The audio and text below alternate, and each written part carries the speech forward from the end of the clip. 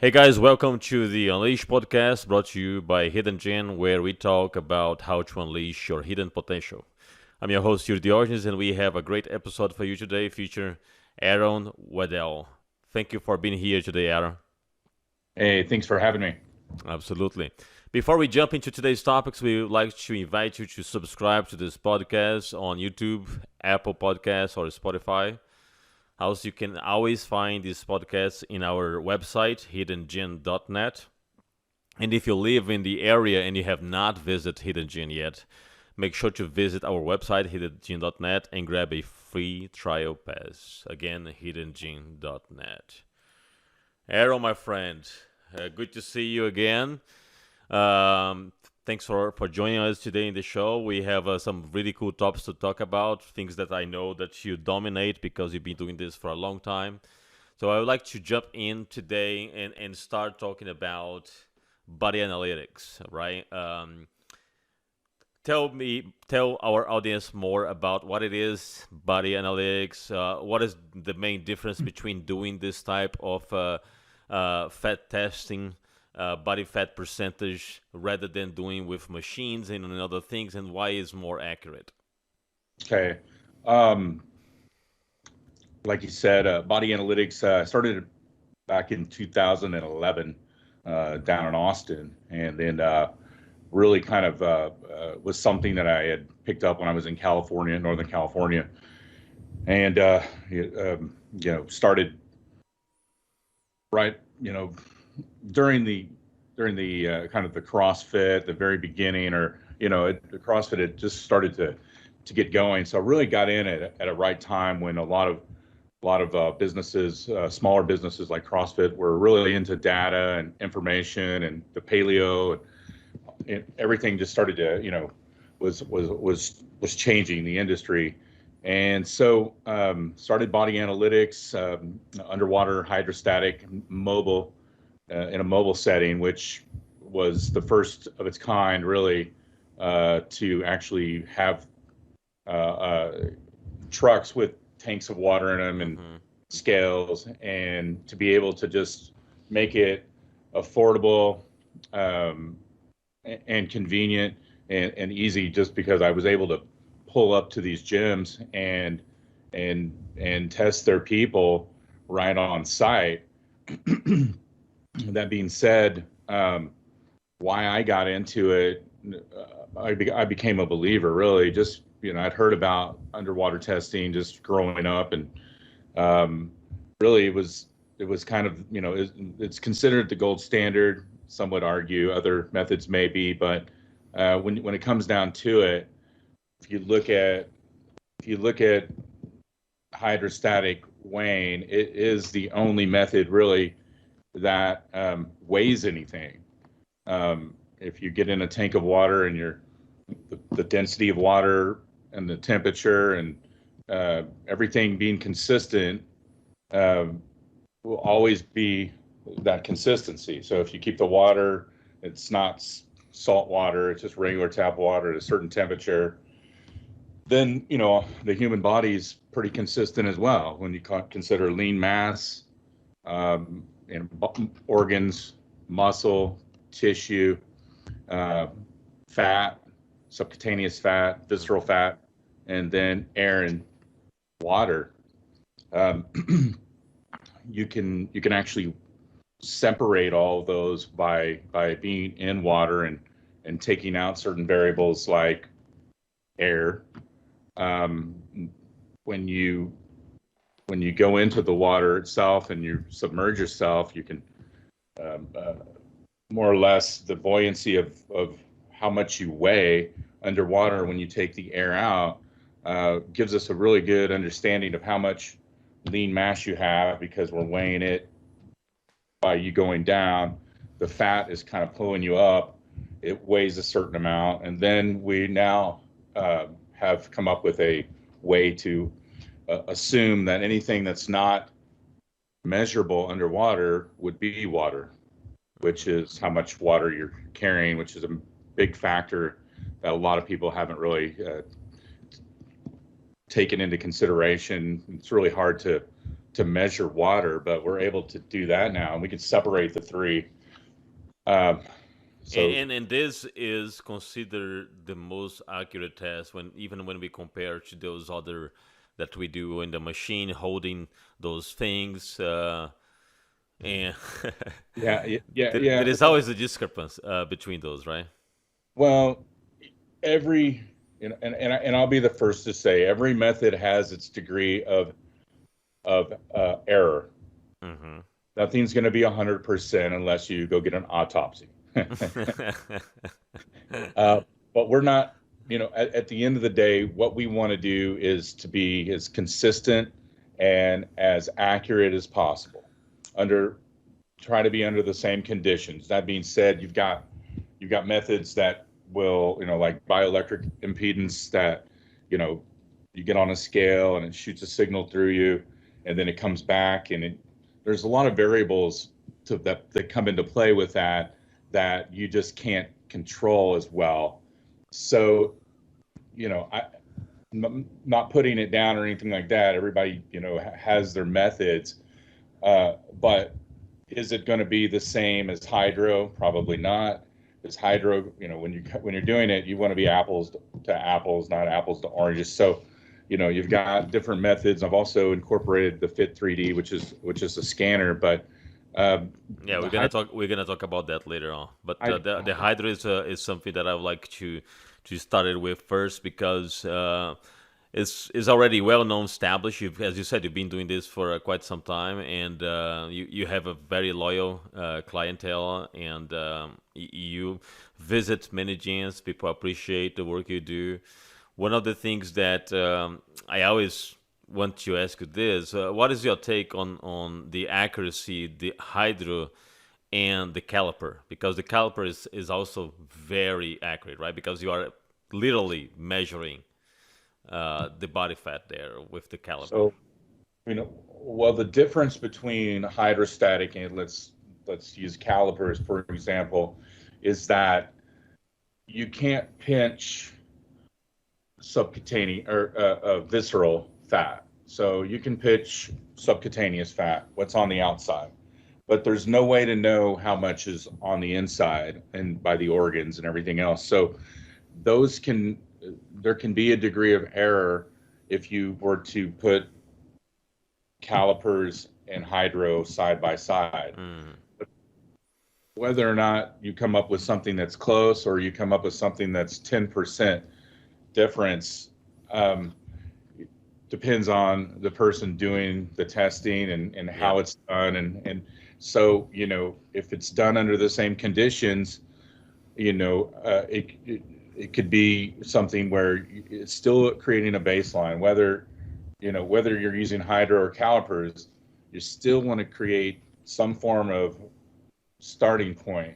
Hmm. So the difference in the two, I couldn't tell you, hey, it's 5% or 8% difference, because it varies so much. And I have people who come in my truck with different methods, and they go, hey, I just went and got a scan, a DEXA scan, or I just got somebody just tested me on this. And a lot of times they use the hydro to gauge what maybe they're using a device at home. They go, okay, well, consistently every time I use my device at home, or I get my caliper test done from so and so,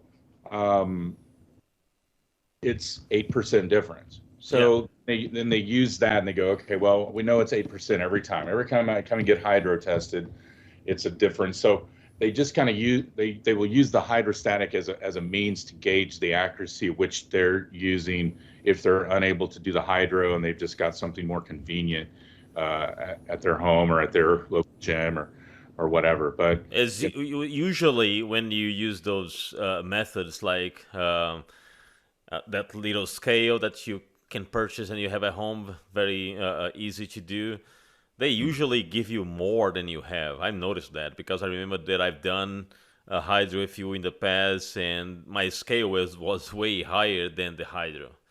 And that's the part that bothers me because those portable devices that measure, they are really off. yeah, and that I think a lot of it has to do with hydration. those scales, and then they're just using equations. They're using a lot of the BMI method, um, which we know is completely inaccurate. But what type of equation they're using and assumptions they're bringing into play. Uh, who knows? I don't know their what they use, but I do know that in most cases the water aspect of that, whether it's bioelectric impedance or the scales that use some type of signaling, um, will always they'll put that water in with that lean mass, and they'll put the water into the fat, and it makes those numbers larger than they really are because of the water aspect. And over half your body weight is water. If you don't have a way to separate the water, then it has to be put somewhere. So they put that water back into the fat and then into the lean mass and the muscle and the glycogen, and it makes those numbers a lot bigger. Yep. Yep. So Now, for sure. you brought up the 3D scans, right? So explain to me the rationale behind offering the 3D scan, since you already have the hydro, and the hydro seems to be a really good method. So why did you come up with the idea of bringing the 3D as well? Well, COVID came up with that. Oh, really? Oh, I want to know COVID, more about COVID, that. COVID, kind of, as it did the gym industry and the health industry, COVID really set us back a little ways because of the aspect of getting in and out of water behind somebody.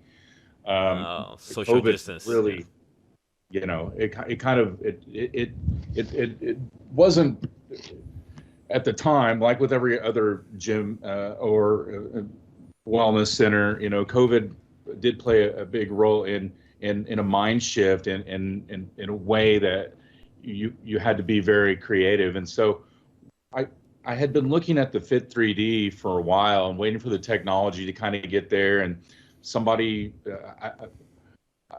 I found somebody online who was selling one, and it was brand new, and I got it at a really good price. And I started using it, and I started offering it to gyms in a mobile setting, and then renting it out to gyms, so they didn't have to pay $9,000 for a machine. I already went and did all that, and I'm just going to gyms now, and I'm letting them use it for X amount of days. They pay me, and then they make money off of it. So it's really kind of a win-win situation with the Fit 3D, is that I don't even have to be there. I don't have to man it. I don't have to have employees, which we know nowadays is kind of hard to even do. But what I saw with the Fit 3D is kind of the same thing that you said earlier when it came to doing um, body fat percentages. It was a little bit higher, but what I really tried to focus people on with the Fit 3D was the other data that it brought with it, which was the measurements, the circumference measurements that are really accurate. Is surprisingly, the waist, the hip, thigh, calf, forearm, chest, arm, uh, and then the visual aspect of getting that data with the posture exam, and then all the other little details that Fit 3D or has in their on their website, and together with the hydro, getting the body fat percentage and the resting metabolic rate, and then using the Fit 3D, setting it up at these gyms while I'm doing the hydro, it gives them an opportunity to not only see data in numbers on a paper, but see data and see their body in a 3D image, in a 360-degree image that's infrared and black and white, that's highly detailed. So sometimes you need that little kick in the butt, and seeing things in a different way that really kind of, either you look a hell of a lot better than you thought, or you look a heck of a lot worse. You should be able to use it in a positive manner to just light that fire to get back into the gym and dig a little bit deeper. So, So your experience is that people are actually doing both hydro and 3D? yeah, absolutely. Yeah, people are using both, and they're taking and I'm explaining to them, hey, you're going to see a number on the hydro. It's going to be this. You're going to see a number in the body fat percentage on the Fit 3D. They're not going to be apples to oranges, but what I want you to look at really are their circumference measurements. If you're wanting to just do one or the other and you want to stick with it and you want to say, hey, I don't want to get into water, I don't like being in water, I'm afraid of whatever, then it's created another option where they go, hey, consistently it's 4 or 5% higher, the Fit 3D. So when I tell people that, like, hey, it's not going to be 100% accurate or the same as hydro, but if you're going to do it under the same conditions. If you're doing it in the morning, if you're doing it on an empty stomach, if you're doing it at a certain time of the day or whatever, let's try to keep everything as consistent as possible. So when you do come back, you're doing it under the same variables over and over and over again, because we know that the water, and you can bloat up in the middle in the day, you eat something, it can make you retain water. And so it's always good to do these types of tests at the same time. And you mentioned in the beginning something very important, which is the baseline. The other thing about the baseline that you create is try to be consistent also on the method. So if you stick with water, do all your baselines using water, right? Don't do water the first and then 3D on the other one and then water again. Do you Yeah, agree with that? absolutely. Yeah. If you're, and I'll be the first one to tell you, like, hey, if you've got a method you're using, and if it's not hydro, stick with the one you're using. If it's the one that you're going to be able to use over and over and over again, or if you've done the hydro and you've calibrated your machine and you know consistently that it's 4 or 5% off, then by all means, use the one you're using, but use it consistently. You can't, there's no way to go from one to another and think that your numbers are going to be the same. It ends up creating confusion if you did hydro and then you went and then, like, I see this, we've tested we've done over 60,000 tests in the last 10 years. So I've got more data than probably any university or hospital study that could ever have. I've seen so many things, but when you get people who come in, a lot of my customers are just frustrated because they've used other methods and they kick butt for 8 weeks on another machine that they used or some other method, and it totally flipped. Oh man, I lost 15 pounds, and it said I lost all muscle, and my body fat went up. When they get in the tank, it's the exact opposite. So a lot of times people come to us because they're just frustrated with other devices that maybe their gym is using. So whether they're using the hydro and then somebody goes and they go try another method, I've always seen that they seem to come back because they like the consistency. And I can see people's data from 4, 5, 6 years, and it just lines up. And you can tell that if somebody weighed 175 pounds 6 years ago, and then they fell off and they gained the weight and then they got back to 175, you can see that the lean mass and the fat kind of almost line up at that number. It's kind of cool to see how people's bodies kind of gravitate to a certain weight, but the lean mass and the fat and the water generally gravitate to those same numbers as well. And everybody has that number that they're shooting for, where they feel good at. And what we try to do is just kind of validate what they already kind of know in their mind. Like, hey, I feel really good at 200 pounds, but they're 225. And then we go, yeah, you're right. 200 is the number that you need to be at. So, when they come to us, what I try to do is I try to fill them out, and in their mind, they're telling me what number they like to be at. And then when I see the data after they've done the test, it kind of reinforces, hey, you're exactly right. Yeah. Or hey, maybe your doctor told you need to be 175 pounds and you really only need to be 200. That they were using the BMI, and like, they're using other methods that would Hmm. require them to lose muscle, and so they're shooting for a they're shooting for a number on a scale, which can be counterproductive if you're gaining muscle and you don't want to lose muscle, which should be the goal, Yeah. not losing muscle. But they're just trying to lose weight, and then they come back and they find out, well, I lost weight. Well, great, you lost 10 pounds of muscle and only 5 pounds of fat. You're doing it wrong, Yeah. And so it's not all about just about a number. It's about what Body is about the body composition. Yeah, it's a body composition. What's underneath the fat? What do you have going on? You got bones. You've got other things that are causing the weight to go up and down. You've got water.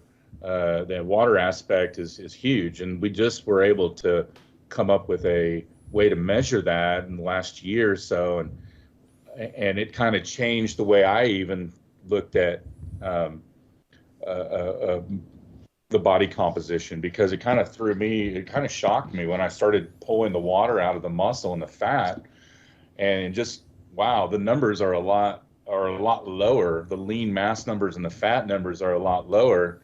And what I found out was, on average, if for men, it's generally like 1 to 1. So like if I tell somebody, hey, tell a male, you need to lose 5 pounds of fat. But it's not 5 pounds total on the scale, because 5 pounds of fat really is equal to about 10 pounds, because there's a pound of water loss for every pound of fat loss. Mm. So it's really 10 pounds. But before, I would have just told him 10 pounds. But by default, that water's falling off with with the fat loss. So women, it's about 2 to 1, or for every 2 pounds, it's 1 pound of water, or 1 pound, a half pound of water. Interesting. And what about frequency, Aaron? How do you approach the frequency? And what's your advice? What is the frequency that ones should be doing those tests? Well, I tell people, really, there really isn't, I have people who come to me every month. I have people who come to me every 90 days, 6 months, twice a year. I think it all comes down to what you're shooting for and what you're trying to find out. If you're on some type of program and you're like, okay, look, I've been doing this for 4 weeks now. I know something's changing, but my scale at home is showing nothing. But I know that my clothes fit differently, and I know Hmm. something's happening. Or, man, I've been doing everything, and I feel like something's going on. Let's find out. Okay, let's stop the bleeding. Let's get you underwater again, even if it's 4 weeks, if it's 8 weeks, 90 days. I generally go back to gyms every 90 days, because it gives people enough time to kind of see, to get on a program, fall off, get back on. Hmm. Um, but 90 days is generally a good amount of time where people can see some changes, and if they want to find me somewhere else, and they want to make sure that they're heading in the right direction. The last thing you want to do is to go 90 days, or go, you're in a show, or you're trying to do something that requires you to lose a certain amount of fat, get there, and all of a sudden you've been burning too many calories, and we find out you've lost the weight, but it was muscle or whatever. Right. So you want to stop the bleeding before that. You want to change your program, increase your calories, or decrease your output, or whatever it may be, to Hmm. to to, to turn that around, so you're not tapping into muscle. Right. You touched on a good point about people that are adverse to try to do those tests underwater. Now, on the 3D, how it works is really a scan device. Like, is what type of device do you have to be in front of the device, just on your underwear? How is that? How it works? So there's a couple of different types. I think there's the Fit 3D, and then there's another company, but the Fit 3D scanner that I have has a tower, and it's portable. I can move it in and out, but it's you stand on a turntable, and it's got infrared cameras, high definition infrared cameras on it, and you kind of want to show as much as you can, as depending on where it is and if there's enough privacy. You don't want to. There's no need to go naked on it. You'd want to be in something tight. The tighter, the better. If you were a female, you're in a sports bra and some tights, or you're a man, you're just in shirt off, and all you have is just shorts on or your underwear or whatever it may be. You want to be able to see as much as possible, just because of the visual aspect of the 3D and the infrared. They're high definition cameras, almost the type it doesn't see through you. It's not like the DEXA or anything like that. It's something you'd see almost like at an airport, but it's not showing everything. But if you were, it would show up. I mean, everything that's on your body shows up on this infrared 3D image. You can toggle it back and forth and make yourself go around in circles on it. But it's very simple, really, and it's something that can be used where you can put somebody in a room, they can follow the instructions on the screen, and then they walk out and they leave, and it's non-invasive. How long it takes? It takes, I give people 10 minutes to go in, create an account, to get on it, do the circle. I mean, but they're going to go around one time on this machine, on this turntable. It takes about 30 seconds. So really, the whole process is less than a minute, other than creating the account. Once you have the account set up, you just go in, put your username, password, get on the machine. You go around one time, you're off, and then in about 5 minutes, you get a report through your email. So, and I'm assuming that this account that you create will also allow you to have access to the report online. Yeah. So with the Fit 3D, you create the account either on their website or through us, which is connected to their website. So either way, when you create an account, either before you come in or you create the account when you're with us, you can always go back to it. I think they have a mobile app as well. What's cool about it is that they line up in your history side by side, so you can actually see your image, right beside each other. So that visual image, and you're seeing people's numbers, even like a 5-pound difference. I've seen people who look like they were carrying a baby, or like they had something going on in their gut, and even a 5-pound loss totally sucked it in and made a huge difference. And for people who are having a hard time, man, just seeing that visual, knowing that just a 5-pound loss can make that big of a difference visually, it can spark them to keep going, because we know that a lot of people give up too soon. Yeah. They just don't have. They want the 30-day. They want to lose the 30 pounds in 30 days and keep it off and blah blah blah. And we know that's just not realistic. Yeah. Now, to wrap up, Aaron, what are the advice that you give as far as preparation for the test? Is it better to do fasting? Do I have to drink tons of water before? Is it okay if I go and I eat, let's say at noon, and then go do the test at 3 p.m.? What's your general advice on that? I try to tell people to to keep those numbers down, to keep the water aspect down, to keep the overall weight before you get in and on the scale, especially if you're getting on the Fit 3D. You don't want to go eat something that's going to make you kind of swell up in your belly area or whatever. So 2 to 3 hours fasting would be ideal. If you have a snack, if you have a energy bar, if you do drink water, it's not going to affect it. But don't go to the buffet before you come in. Don't drink a half gallon of water.